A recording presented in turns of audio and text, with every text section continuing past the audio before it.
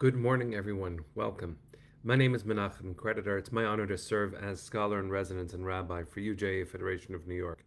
We bring you Torah and music, blessing, and community every weekday. We've been doing so since March 18th, 2020. Today is May 20th, 2024.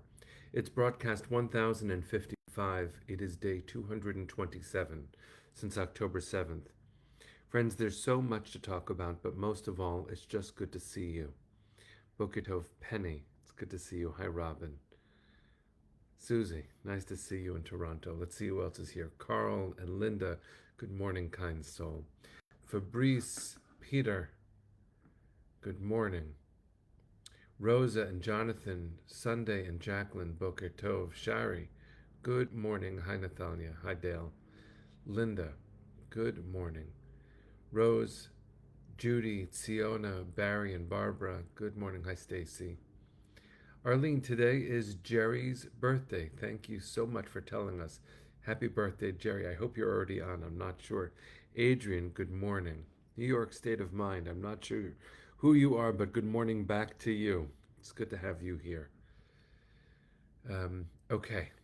Sandy, good morning. Hi, Barbara. Hi, Linda. If I missed anyone, please forgive me. My screen is moving pretty quick. Debbie and Amy, Ashley, good morning.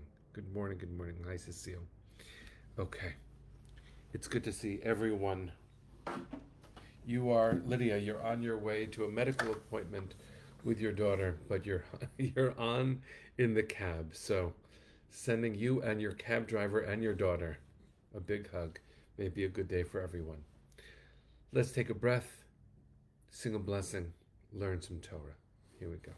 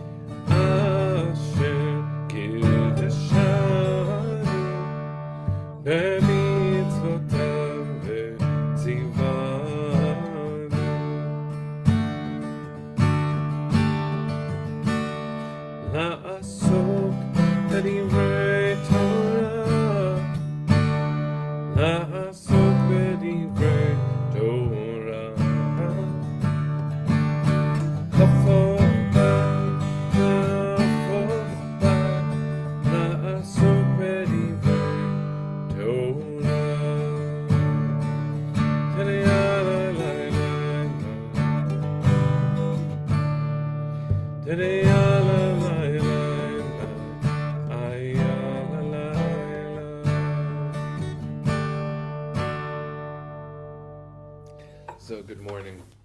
So good to see you. Look, I'm going to share a little bit of Torah today, and I also wanted to acknowledge something really sweet. Just after we dropped off the kids this morning for school, my wife turned on the radio, and on the radio was was an announcer saying, "We're looking for good stories. There's plenty of bad stories out there. So if you are looking for a good story or you've got one, please call in." And there was this great moment. For those who didn't see, there was an interruption on Instagram. There was an announcer saying, "If you're looking for good news, tune in."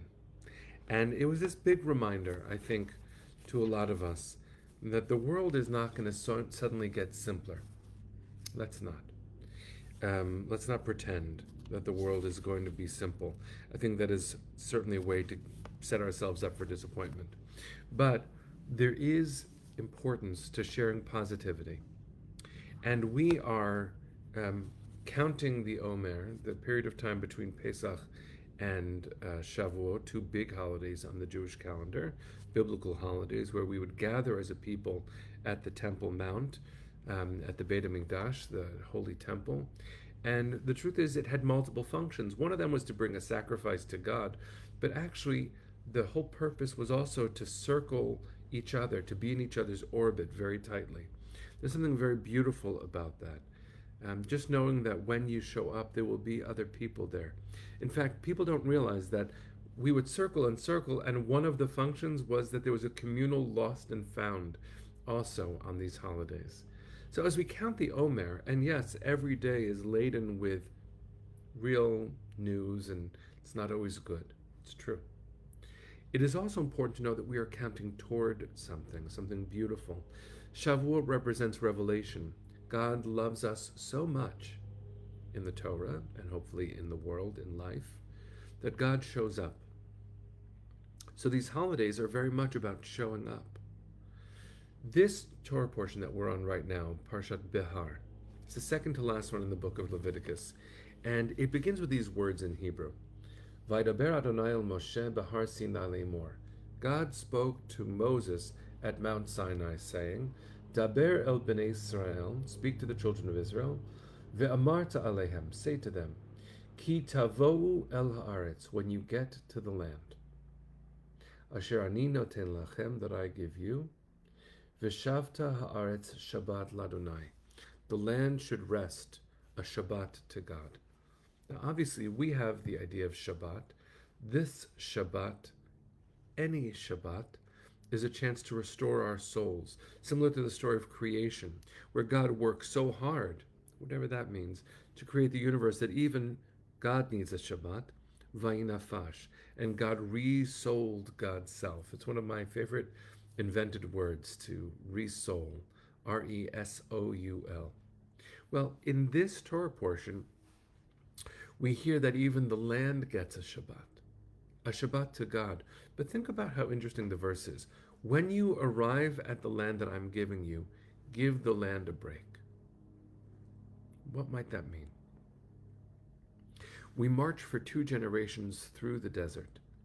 Barely freed people march through the desert for 2 generations, being told all the while, there is a promised land, a place where things are better, where you get to self-determine, you get to make your own decisions. When you get there, give the land a break. Well, what might that mean? Obviously, it means, halakhically, in Jewish law, to let the land lie fallow. Functionally, as we know by science and agriculture, that we, on the 7th year, give the land a rest, Shemitah. It's a cycle where we restore the land's capacity to grow, where every 7 years we don't plant in order to harvest. You can eat for your family what you need. You're not supposed to go hungry. But in terms of cultivating the land and really working it, how powerful it is to remember that the land deserves a rest. Right when you arrive, the Torah tells you. Right when we arrive, the Torah tells us, just give the land a rest. And that is a model for us. This whole world deserves a chance just to rest. And we can't really, not right now. Our children and our grandparents demand our attention and our activism, our work. It demands our minds' work, it demands our hearts' work, our bodies' work. We give of our time, we give of our spirit, we give of our body, we give of our means. And this work is demanding and commanding. But the Torah tells us that even after 2 generations of purposeful marching, even the land needs to breathe.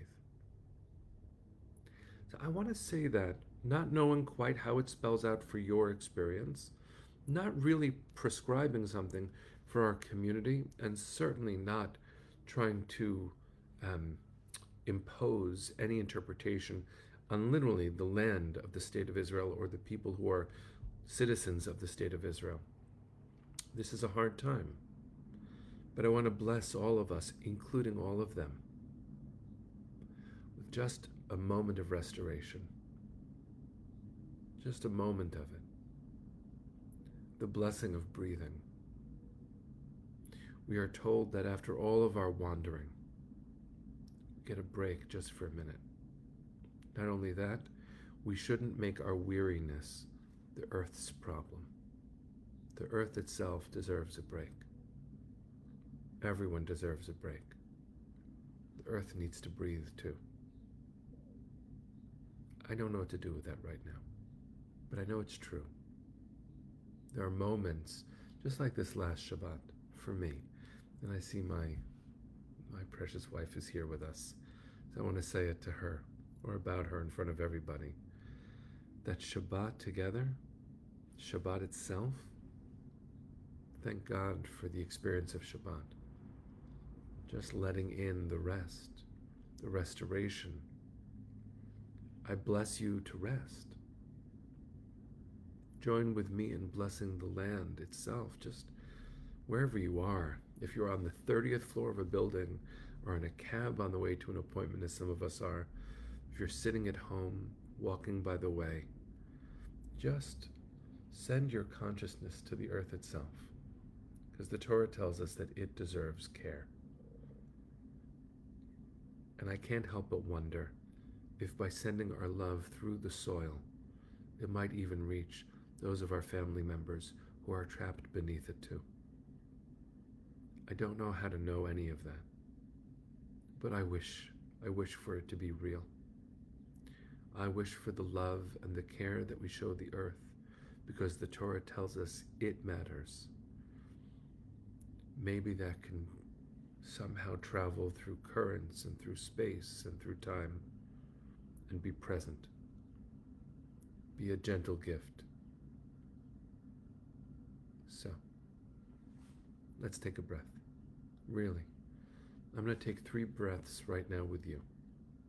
But I ask you to take 1 breath for you, 1 breath for the earth, and 1 breath through the earth to our family members who are desperately in need of that restoration, just a little bit of soul energy.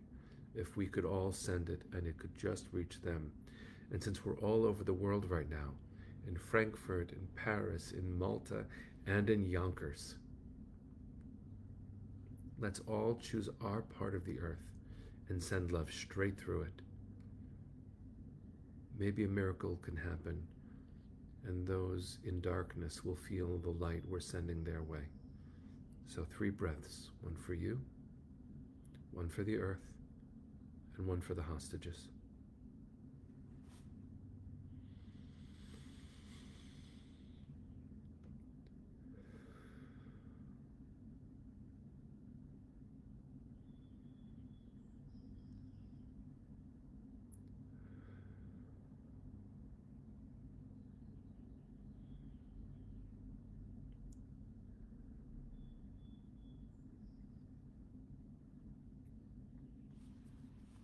Let's send our hearts to the east.